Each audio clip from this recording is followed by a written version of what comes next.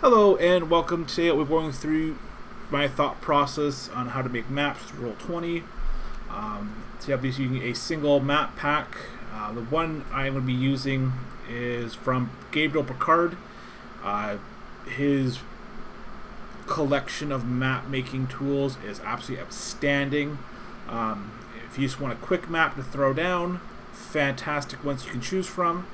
The map packs will come with a large variety of ones you can be using, and just slap down, use it, and away you go. He also does offer packs so you can make your own maps. Usually these are containing about 400 to 500 tokens per pack, and they only cost about $5. So you can make such a large variety of maps with each token pack. So that's what we'll be doing today. So I'll be starting off with the Vile Tiles Forest Mapper 1. This is pretty much a must-have if you guys are doing a campaign set in a temperate region. This will pretty much have everything you'll have, and then there's also other packs you can add on later on that will add to a lot more, like adding streams or more options for filling in the forest. So yeah, we're just going to grab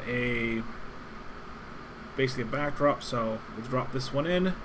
It'll automatically size in to fit the spot. It's 25 by 25 is the default map for Roll20. So you just go over, just hit create a new page.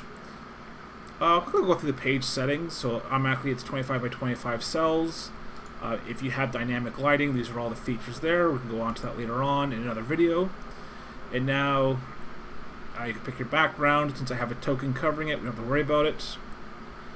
This is where you can customize your different squares. With this system, it's going to be one square per square. I could put two yards per square, but I'll keep it simple. One square. The other options, you have feet, meters, kilometers, miles, inches. So there's tons of different options. Grid style, keep it as a square, but you can do a hex if you're doing like a hex exploration type map. Those can be quite nice. These last two, I'm not familiar with these ones. Didic. Oh, okay. You can see now it's on a 45 and isometric. So that's actually pretty cool. There are some token packs, Pixels and Dungeons, that we could utilize a setting like that, so that's pretty neat. You can actually change the cell width, which is a fantastic addition. I know earlier on I bought a package that were all squares for doing a hex grid style map, and unfortunately the square sizes defaulted to being smaller than what the actual square size is, so which became it extraordinarily unusable. Because it just did not look right. But with this, I can actually make the cells smaller to fit the squares that would fit that. That would fit it. So that's an excellent thing there. This will actually the color for the lines. I always do it black with a high opacency, just so that way I can see things better. And then I'll keep it black and I'll turn it way down later on, so that way people can actually still see it more in the background, but it doesn't interfere too much with the actual map we've made. Dynamic lighting movement, we'll go with that. Fog of War, I don't really use that at all. With that, we're good, so let's save settings. So now you can actually go measure, and it actually gives you how many squares. Oh, why is it still giving me feet?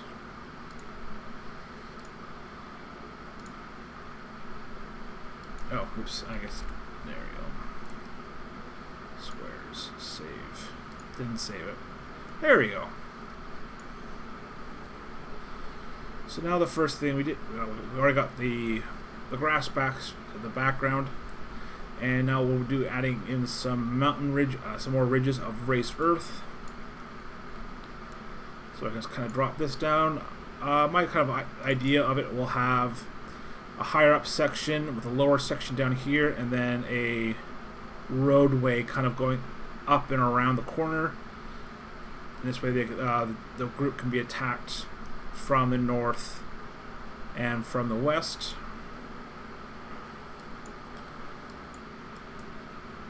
So this one, a quick turn.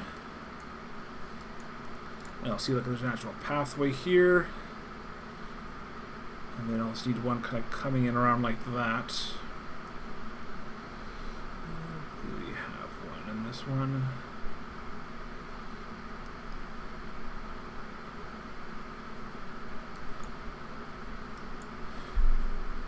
I'll keep that one there.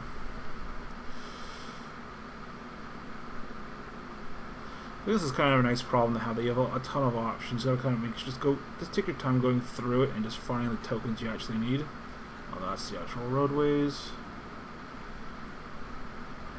And those are all bushes and boulders. So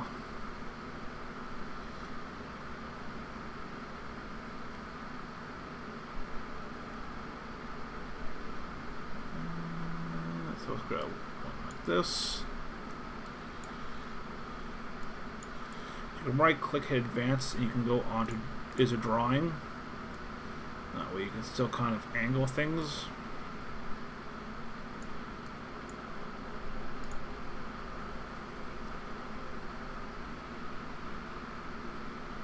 Alright, that looks pretty good. So now I can quickly add the roadway.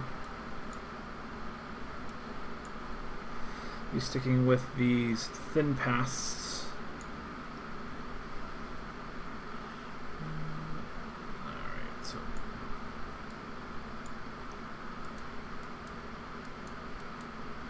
sometimes doesn't line up, so let's just click the drawing. There we go.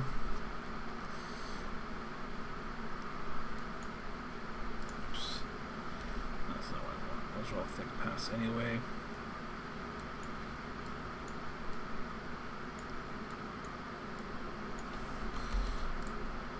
You better group, grab a bunch of stuff, and you kind of move it out of the way. You can hit Control-Z, it'll automatically snap the map tokens back to where they were originally.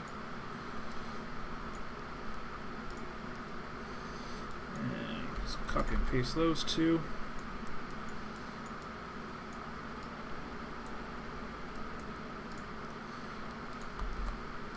And with that one. And with a thin one going out. So now let's grab some water. And size it up a bit.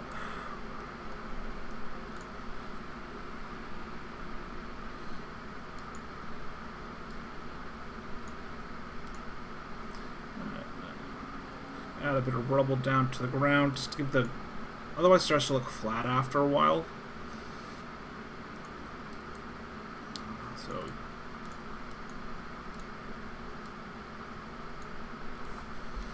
we got that one.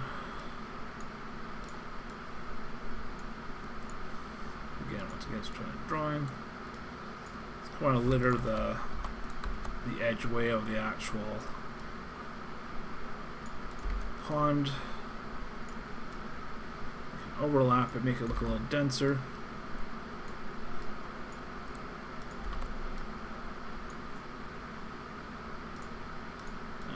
This little guy back to the front, so it actually sits above all that, and it's a drawing.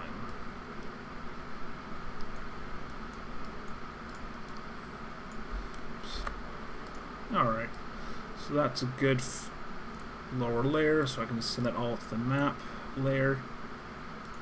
Now I can't grab any of it. I can switch back to the map layer and actually move stuff around. So just like that.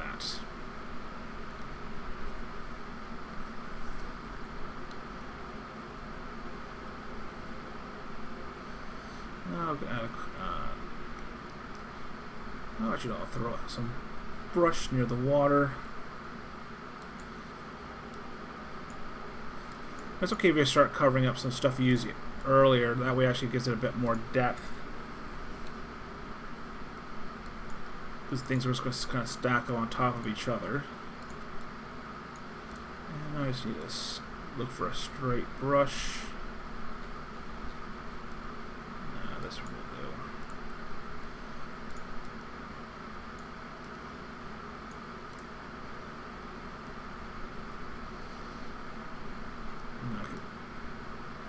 Now, since this is more within the map area, you don't want to put too many overhanging trees, otherwise it looks a bit well.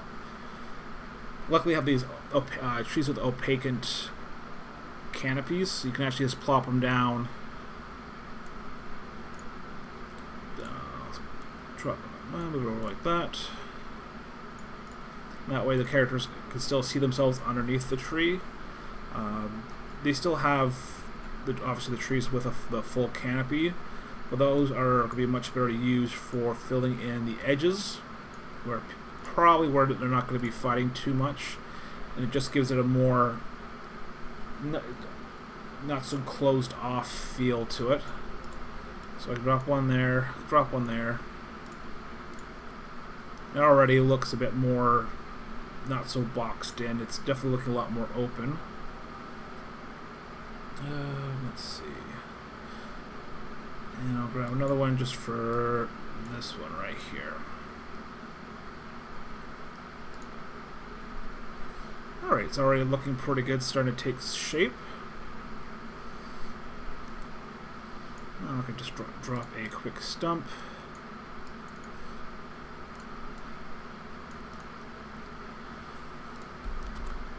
And I still have the stones saved in the copy and paste, so I can just kind of move them there.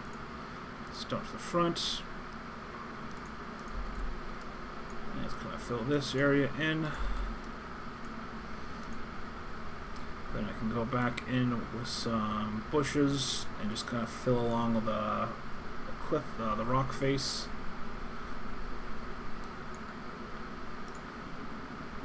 And make the bush a little bigger.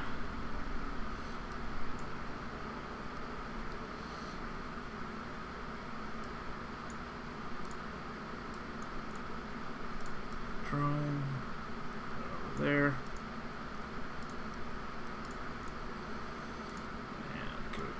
Angle. So I'll go back in, make the stump more forward as well. So that way when I send that stuff to the map, it's not covering up the stump at all.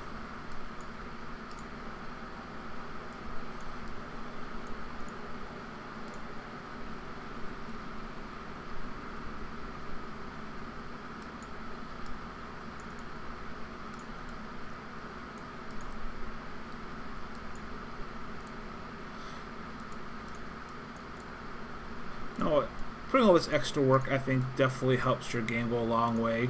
It helps them visualize the area a lot better. Realistically, you can't do this for every single situation because you can't always anticipate what your players are going to do.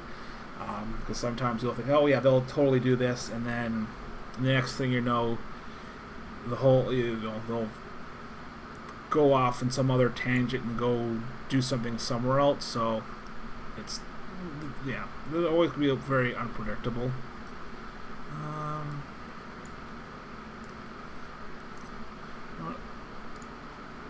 And getting really familiar with putting things back and forward, you can always go back and add it in to properly layer it onto your background and map tab. So it's given the area a lot more depth. So now you got the 3 layers. You got your main, your second, and then a few periphery, like higher up areas. Realistically, is anyone going to go up there? Probably not. But it just makes it a bit bigger. It also gives you a much bigger feel, because right now this whole area looks like one big plateau. I can add that piece there, and all of a sudden this looks higher. You just added more depth to the actual map. Without even doing too much. So now this area looks higher, goes down to this area, and then comes down to this area. Right, add some bushes to that top portion of it.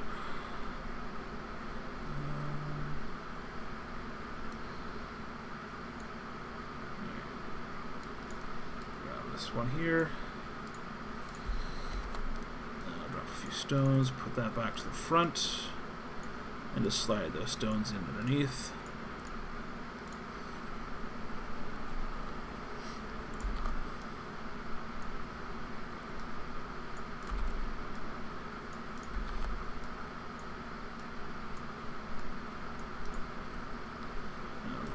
and put the tree to the very top. And there we go. Onto the map.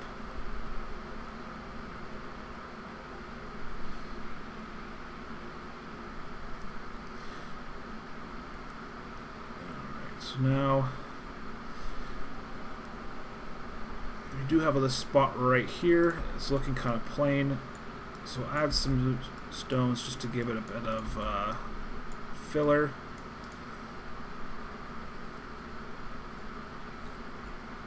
Now to give it, I can either go in, I would recommend going with go with one of these guys, even make it a little bigger so it's more of a focus point for the map. You do something like that and just make it look like an actual great grand tree. Either that, or you can go with the stop, and it makes the area look a lot more open up. I definitely want more of a. This part will be part of the Great Forest. You definitely want the extra feel of it. The extra enclosed, lots of making it look dark. So got that big rock there. Add that. So now. Got a big boulder, tree coming out of it. And I can go back in with a couple bushes. That's brush, and then there's bush.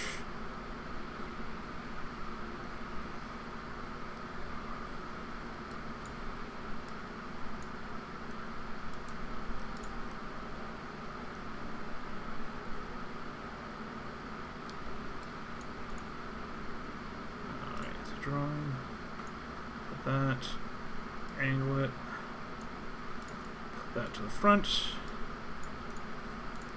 just ungroup, and then just put this all to the map layer. Boom, that area filled up quite nicely. Now we got this main walk area here. What else can I throw in there? I could probably throw in some rocks.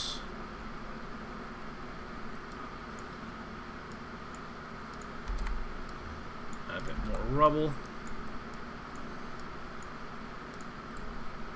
Front. Get that to the map.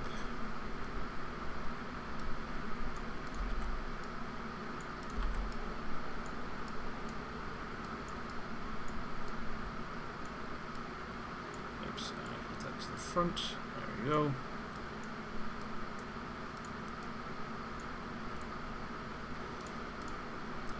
Drawing, so I'm going to put it a little closer, and I'm going to make it a little bigger. There we go.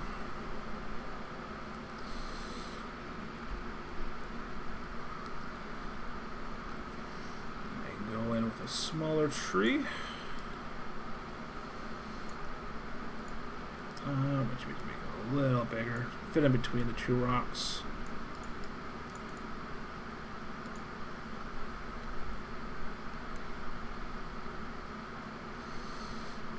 Probably go back in with another tree.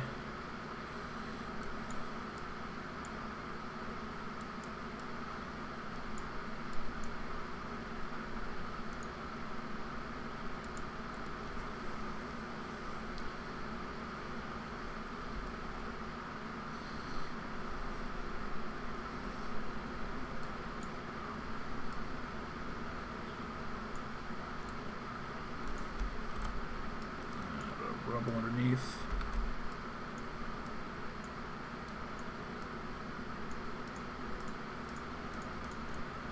The front. That to the map. And I'll probably throw a bit more, something else here.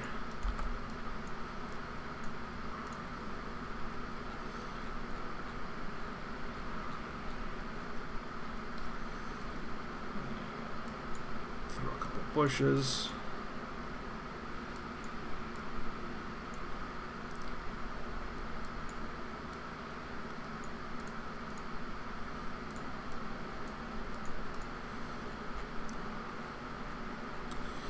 Throw down another tree.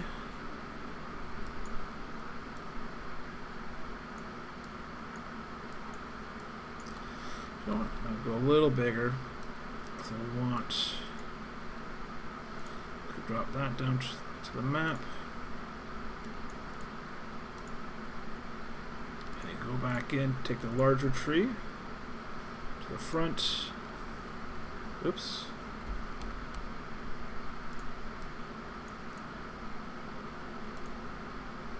I don't know what happened there. To the front.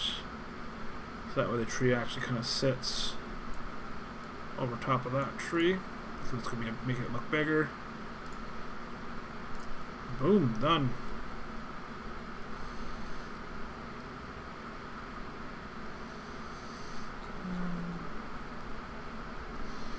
You can also go in.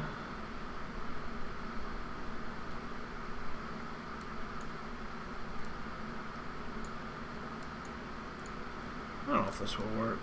Kind of want to.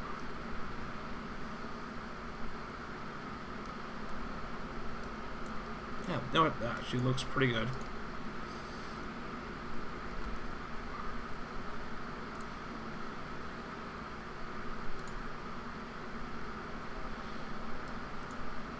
Now, realistically, would you find something that kind of looked like this?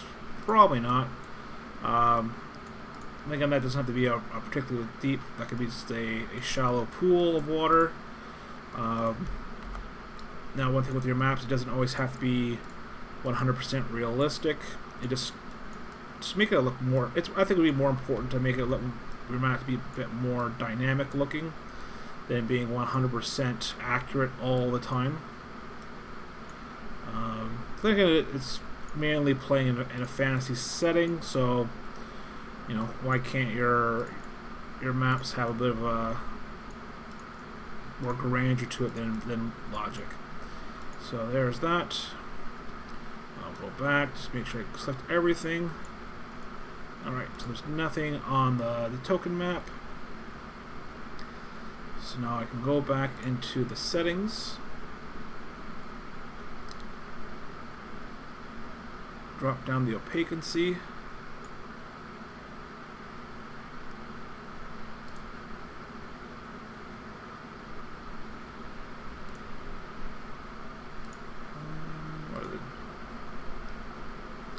Oh, it's weird to drop that down. Let's save. That's a little too much because I still want to somewhat see the lines. That's close, maybe a little tiny bit more. There you go. I think that's pretty good. You still see the lines make it out in the most areas, and you don't lose too much, but you can still kind of help visualize where things are. You still have your measuring tool, so you are still good on that front. So there you go. That is it might be a quick tutorial, but a little longer than I would like, but I think it still turned out pretty well. So you know, if you do find this useful, do leave a comment down below and let me how this helped, or what kind of maps or campaigns you guys are working on, or I'd be interested to see what you guys have on your plate at the time. But I think that'll be it for me today. So until next time, do take care of yourself, and I'll see you then.